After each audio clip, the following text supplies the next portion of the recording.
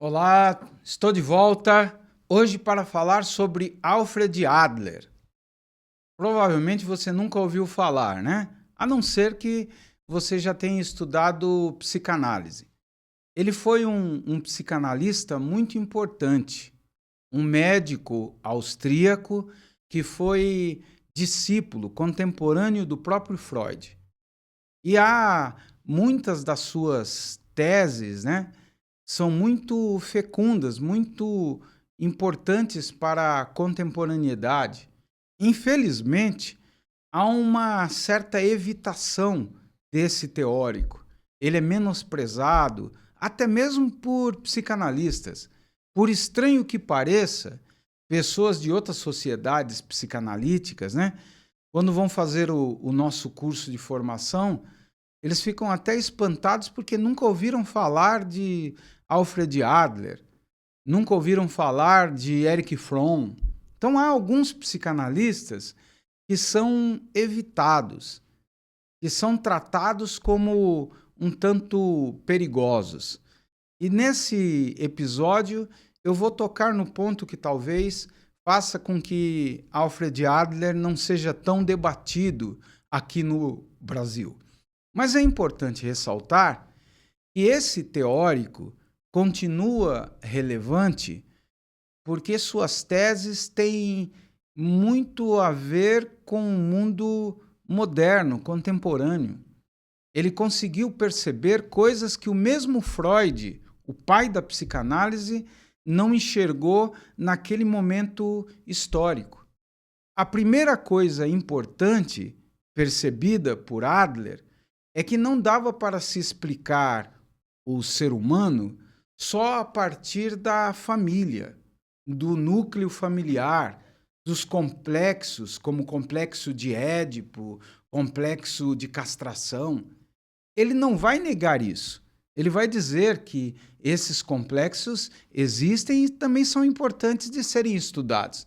Porém, quando se olha para o ser humano, primeiro nós temos que entender que o ser humano é um animal social, é um animal cultural.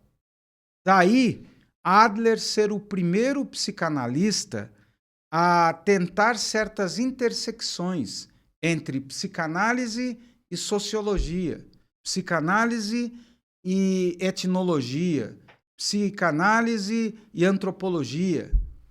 Ele percebeu que sem analisar essas outras ciências do homem, nós teríamos uma visão, no mínimo, ingênua, falseada do próprio ser humano.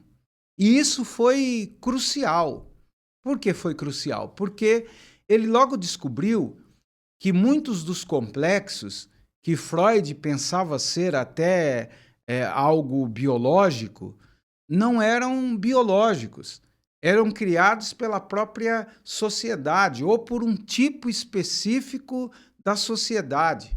Havia uma teoria freudiana, que era a teoria da inveja do pênis, que Adler vai redefinir como um protesto masculino, não como uma inveja real do órgão sexual, mas, na verdade, como uma inveja da posição que o homem ocupa dentro da sociedade machista.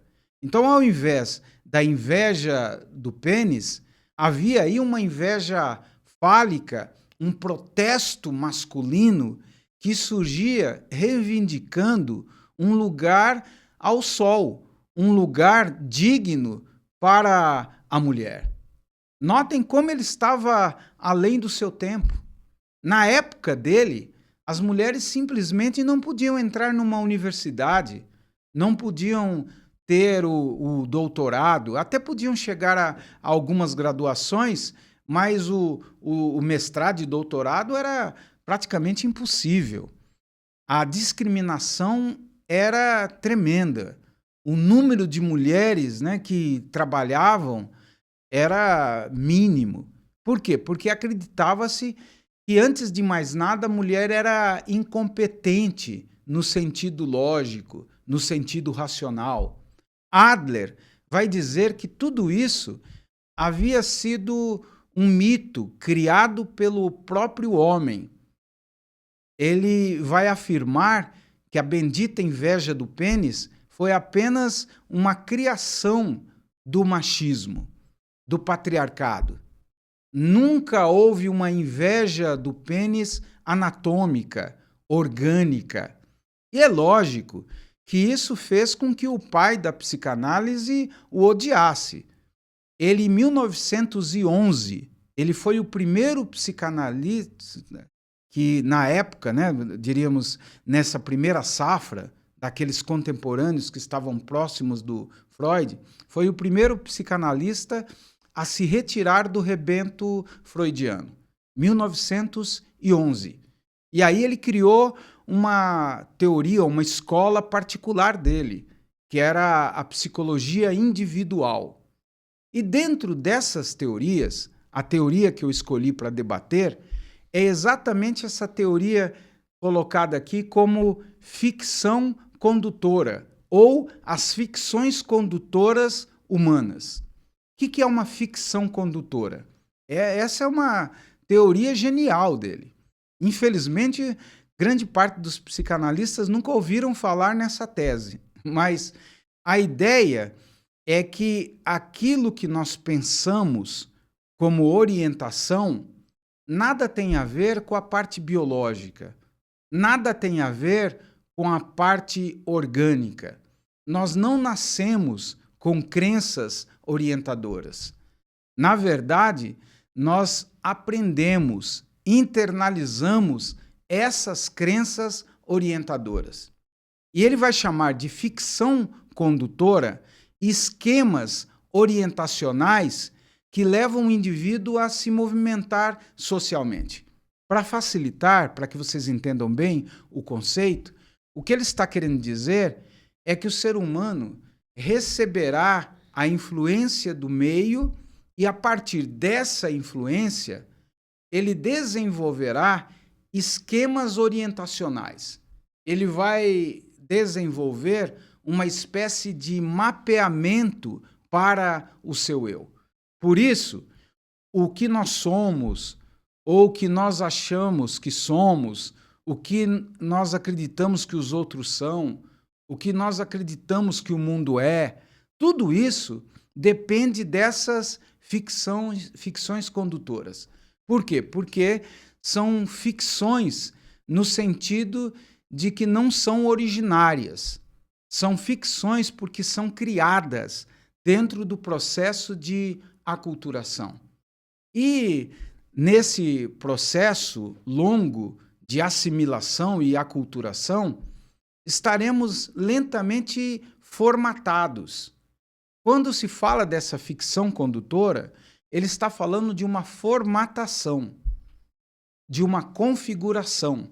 Por alguns, isso é chamado de configuracionismo, ou seja, nós precisamos de uma configuração para existir. Nós precisamos de um sentido, alguma coisa que nos oriente. Essa ficção condutora é esse sentido. Esses diversos sentidos, esses diversos esquemas, não são esquemas em si. É isso que Adler trouxe de melhor para a psicanálise. Ele defendeu uma coisa que é chamada de teleologia. Não confunda com teologia. E aí é a ciência dos anjos. Teleologia significa finalismo. A mente é finalista. A mente busca um sentido. A mente só trabalha dentro de uma configuração. O indivíduo humano não pode existir sem um sentido.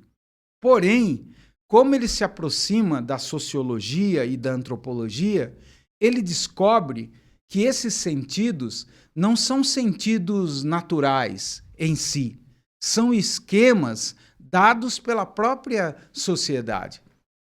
E aí ele vai questionar a inveja do pênis, vai questionar o próprio complexo de Édipo, vai questionar a própria base das neuroses.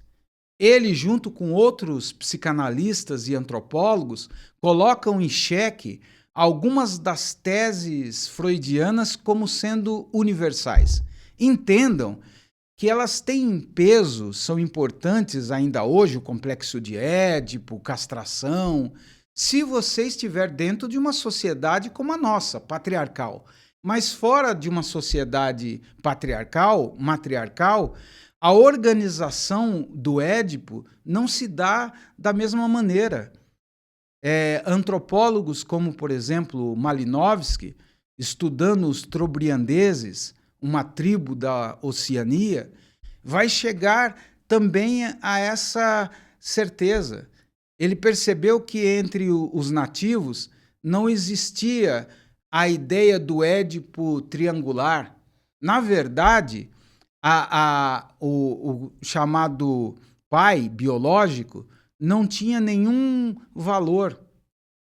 Quem tomava aí o papel do pai era o irmão da mãe do garoto.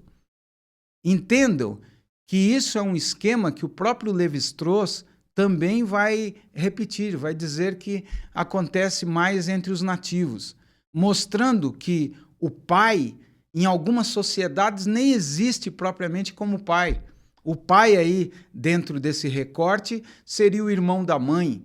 Em outras tribos, não seria nenhuma pessoa, e sim a tribo, os mais velhos. Vejam que isso vai mudar profundamente, né, a ideia de Édipo. É essa organização em que o irmão da mãe tem maior valor do que o pai biológico, é chamado de avunculado. É uma tese, né, que vai mostrar que a ideia de autoridade, dependendo do tipo de sociedade, numa sociedade, por exemplo, matriarcal, muda radicalmente.